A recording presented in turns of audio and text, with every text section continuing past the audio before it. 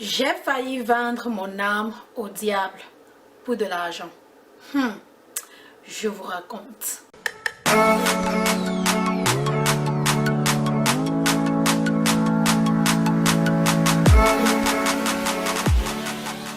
Hello la famille, coucou tout le monde, j'espère que vous allez bien, que la santé ça va. Alors aujourd'hui je viens vous raconter une histoire vraie, c'est mon histoire qui m'est arrivée et bien sûr le plus important c'est la morale de l'histoire, c'est la morale de cette histoire, c'est ce que j'aime le plus, même pas l'histoire mais plutôt la morale de l'histoire. J'aime vous apprendre les erreurs que j'ai déjà fait dans la vie et les leçons que ces erreurs m'ont apporté et comment j'ai appris à ne pas faire les mêmes erreurs dans le futur et comment j'ai pu surmonter certaines choses et avancer sans toutefois avoir les regrets, car le passé c'est le passé, on ne peut pas le changer. Le futur, on peut juste espérer et le présent, on doit le vivre en faisant très attention et en priant pour ne pas faire des erreurs dans le futur. Donc, je vais juste vous raconter cette histoire et bien sûr, la morale de l'histoire sera la clé. Regardez jusqu'à la fin et allons-y. Comme vous l'avez bien entendu dès le départ, j'ai failli vendre mon âme au diable pour de l'argent. Quand je suis arrivée aux États-Unis, je vous ai déjà raconté cette histoire. J'avais fait des vidéos sur YouTube, je les ai enlevées plus tard. Mais je vous ai déjà raconté cette histoire. Quand je suis arrivée aux États-Unis, je ne connaissais personne. Je n'avais personne. Je suis seule aux États-Unis, pas de famille, rien. Ma famille sont mes enfants, mon mari et mes cousines qui sont ici et tout. Mais je n'avais personne en ce moment-là. Et à ce moment-là, vous êtes tenté à tout faire car vous voulez réussir. Et aussi, le problème, c'est que vous voyez, ceux-là qui sont en Afrique, nos frères, non pas ceux-là qui sont en Afrique, mais ceux-là qui sont en Occident.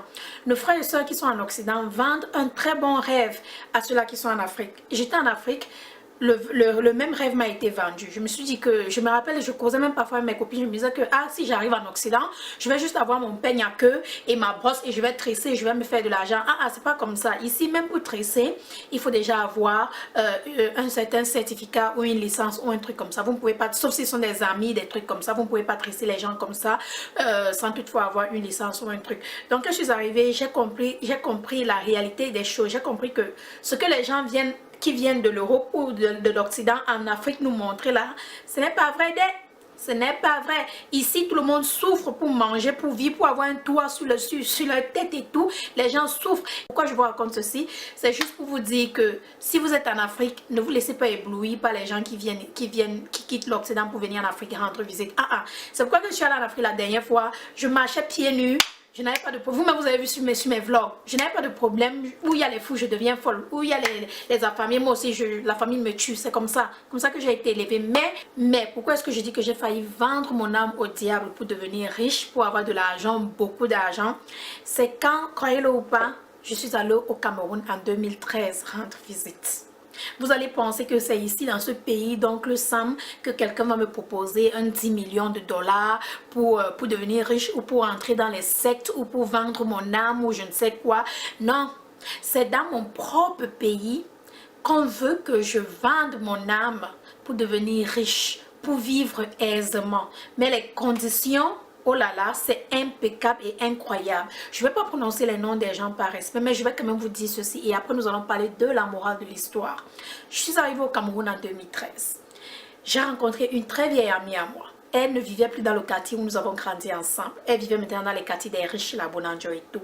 Bien aisée. Elle avait de l'argent. C'est-à-dire, moi-même, j'ai vu, j'ai envie. J'ai dit que celle-ci, elle vit encore mieux que moi qui suis en Occident. Quand je vous dis de l'argent, elle vivait dans un immeuble 15-16 niveaux et tout. Et je suis allée rendre visite. Mais son salon, mon salon ici n'a rien à voir avec son salon. C'est-à-dire, ses enfants, mais ils vont dans les écoles privées. Moi, mes enfants vont dans les écoles publiques. La vie qu'elle vivait, moi, avec ma bouche, j'ai seulement posé une question et ça va aussi venir dans la morale de l'histoire. Parfois, il est bon de ne pas poser les questions. Vous posez les questions, on vous donne des réponses. Soyez prête à prendre les réponses. J'ai posé la question, elle dit, mais ma chérie, parce qu'en fait, elle a entendu que j'étais là. Elle a appelé ma mère. Ma mère lui a donné mon numéro. Elle m'a appelé, on a causé. Vous voyez, moi, je me disais que c'est la fille avec laquelle j'ai grandi. Tout est bon, on va se voir, on va faire la fête. Quand je suis allée rendre visite à la fille, elle m'a invitée chez elle. Moi, je pense que c'était pour se faire voir. Elle m'a invitée chez elle, je suis allée. J'arrive, j'ai dit, ma chérie, je suis en bas, viens me prendre. C'est quand j'entre que je vois dans tout ce que je vous ai expliqué là. Je dis, waouh. Ma question était la suivante. Ma chérie, maman, tu fais quoi dans la vie? Elle me dit, chérie, je ne travaille pas moi. Je ne travaille pas. J'ai mon petit gars blanc là. Il travaille à, c'est quoi là, MTN? C'est MTN, non? Ou TNN? Ah, vous avez compris, vous qui êtes au Cameroun, vous connaissez MTN. Elle me dit, j'ai mon petit blanc là qui travaille à MTN. On a fait un enfant là, non, 2 enfants, un enfant, je n'ai aucune idée. On a fait des enfants là et puis je vis là aisément. J'ai dit, maman, c'est le salaire d'MTN là qui paye tout ça. Elle me dit, non, non, non, non, ma chérie, non, non, non, non, non, non, non, non. Si tu veux savoir ce qui paye tout ça, maman, si tu veux savoir, il faut que je t'amène. Je dis, hein, m'amener où? Elle me dit, il faut que je t'amène. Tu veux savoir ce qui me donne tout ça, non? Parce que moi, je vais même à Paris la semaine prochaine, je vais revenir parce que mes enfants doivent aller faire ci, ça, ça, ça. J'ai dit, hey, hey, et moi je suis où comme ça en train de souffrir? Avec quelqu'un qui n'a même pas l'argent ici.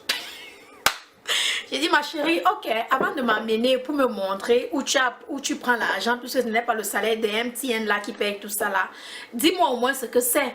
Elle me dit, non, comme tu es seulement venu me rendre visite aujourd'hui, je vais encore t'inviter, il faut que tu reviennes tel jour, je vais tout t'expliquer, et ma tante sera là, qui d'autre sera là, on pourra mieux t'expliquer. Je dis, ok. J'aime moi les affaires de business, si ça peut m'aider aussi à mettre ma mère dans un immeuble comme celui-ci, why not? Hein? Innocente que j'étais, je n'avais aucune idée. Je n'avais aucune idée. Et pourtant, il y a seulement 5 ans de cela, je n'avais absolument aucune idée. Je suis rentrée, j'ai d'abord dit à ma mère, vous savez, on dit toujours que nos mamans connaissent nos faux amis avant que nous les connaissons. C'est-à-dire, elles ressentent le danger avant qu'on ne ressent le danger. Quand je suis rentrée, j'ai dit à ma mère, dès que j'ai dit à ma mère, elle est sortie. Là, voilà, en route. Elle passe comme en route là-bas en Afrique, il y a les feuilles là qu'on appelle le roi des zèbres. Ça traite beaucoup de maladies. Elle part en route, elle coupe le roi des zèbres. Clip, clip, clip, clip, clip. Elle arrive à la maison, elle prend le briquet, elle brûle le roi des zèbres, elle fouette sur moi. J'ai dit, et qui est? Maman, arrête de me fouetter avec les rois des zèbres. C'est comment cette histoire? Elle me dit, non, reste tranquille, ferme ta bouche. Elle prend le roi des zèbres, elle fouette. J'ai dit, hey, vraiment, elle va brûler ma perruque ici aujourd'hui. Ah, la fête, ça m'a coûté $300, hein. Elle frappe, elle frappe, elle frappe. J'ai dit, c'était alors quoi? Elle me dit, non, on avait tous les mauvais esprits d'où tu es venu là. Hein? Elle te dit que quoi, tu vas aller faire quoi? C'est ça les affaires de femmes là, les affaires de vendre les gens. Ça, elle imaginait déjà ça part dans sa tête. Vendre les gens, c'est moi, hein? On va te demander de me vendre. Maman, je m'excuse. Elle me dit que c'est moi, hein, c'est ma tête qu'on va te demander. Si ce n'est pas ma tête, c'est la tête de ton père. On demande toujours les gens que tu aimes le plus, hein. Les gens là qui sont là, les femmes là, reste hors de ce genre de personnes. Hein. Je ne savais pas qu'elle t'appelait pour ces affaires. Je dis, maman, je suis allée rendre visite. C'est moi qui ai demandé ce qu'elle fait. Elle m'a dit qu'elle va me montrer. Pourquoi tu commences à penser? Elle me dit, non, je ne pense pas. Hi, je vois plus loin. Elle prend les... Comment on appelle ça en Afrique?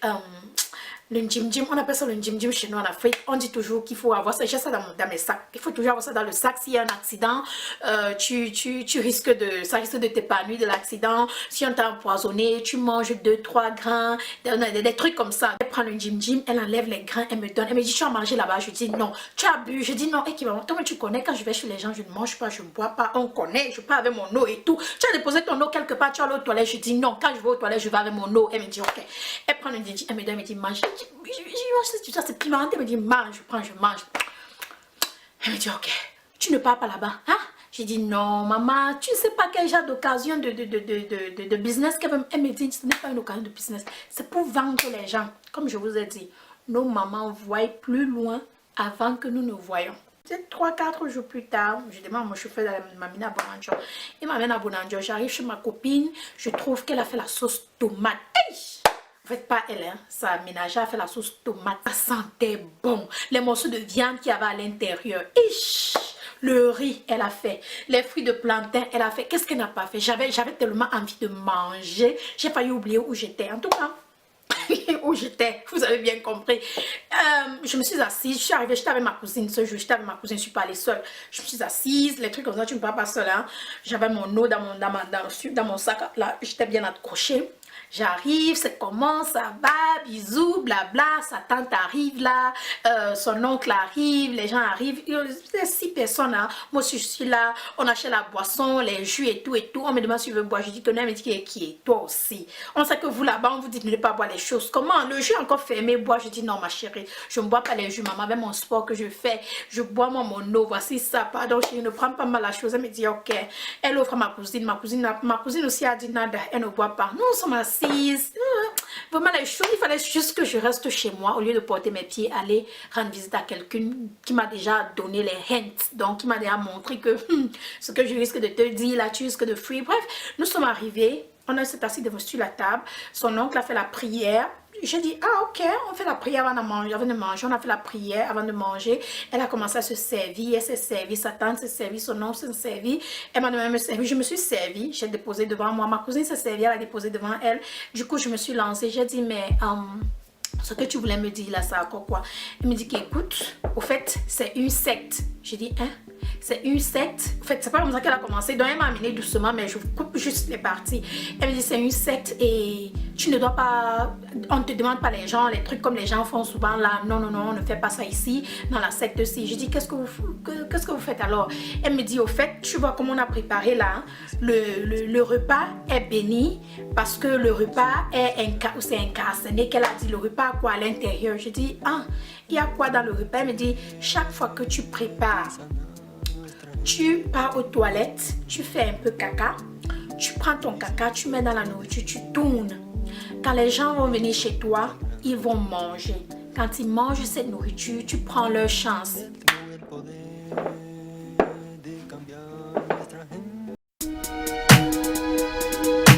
Mal de vivre, tristesse. Mal de vivre, tristesse. Mal de vivre, tristesse. Mal de vivre. Un mal de vivre qui nous anime au fin fond des abîmes. C'est le vice qui nous abîme pour des yébis trop tapines. Tu sens la rage dans la cabine, pas besoin de carabine. Quand tu vois toute la famille qui réside en Afrique, puis les villages pour pouvoir prendre tout leur fric. Bloqué au péage, tu te vois même plus dans le trafic. Dans le paysage où demeurent les plus belles escroqueries, orchestrées par l'État qui contrôle ta vie. Choisis le virage, il mène tout droit à la zombie. Des fils de lâches qui s'entraident que entre chéris. L'apprentissage de la rue est une vieille industrie.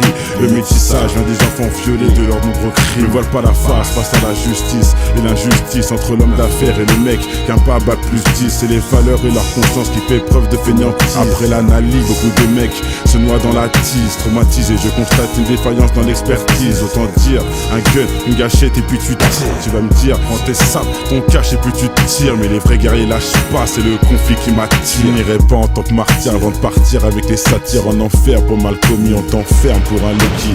Comment faire pour sortir cet enfer où les plus chanceux ressentent enferme avec une femme au fer. Le chagrin se noie dans un verre, les pompiers sont à la messe. Les cœurs pistés font leur rond et d'autres se prennent pour Jack Mèche. Ça s'allume contre soi-même, c'est la triste réalité. Les valeurs sont bafouées pour la crédibilité. Ils font des suivre leurs lois mais je suis pas habilité. Trop de faits sur la nature qui blesse l'humanité.